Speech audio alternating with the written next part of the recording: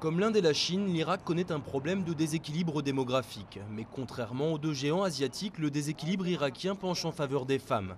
La société irakienne compte plus de femmes que d'hommes. Un phénomène qui n'a pas toujours existé. Comme la société irakienne était stable en 1957, la proportion d'hommes et de femmes était de 50-50 selon les statistiques. C'est un taux correct, le taux que l'on trouve dans les sociétés stables. Mais l'histoire récente du pays est beaucoup moins calme. De 1980 à 1988, la guerre Iran-Irak fait 1 million de victimes côté irakien, essentiellement des soldats. Plus récemment, en 2006, pendant les heures les plus sombres des affrontements intercommunautaires, tous les jours, 90 à 100 femmes devenaient veuves.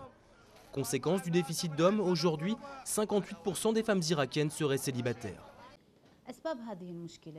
Il y a beaucoup de raisons à l'origine de ce problème. Premièrement, il y a eu la guerre et ses nombreux morts. Mais il existe aussi d'autres raisons, comme la situation économique difficile et le coût de la vie qui a beaucoup augmenté. Les sanctions économiques dans les années 90, le chômage aujourd'hui, pas l'idéal pour se marier, d'autant que l'homme doit parvenir à réunir une dot conséquente. Pendant des années, Adra s'est concentrée sur sa vie professionnelle et a cherché un mari idéal. Aujourd'hui, toujours célibataire à 36 ans, elle a revu ses ambitions à la baisse.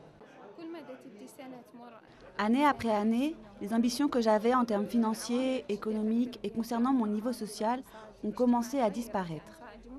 Et puis, je me suis rendu compte que ce n'était pas nécessaire que je me marie avec un homme riche. Un bon parti, comme on dit. La baisse du nombre de mariages a des conséquences démographiques, humaines aussi. Les sociologues avancent de nombreux cas de dépression chez les femmes célibataires.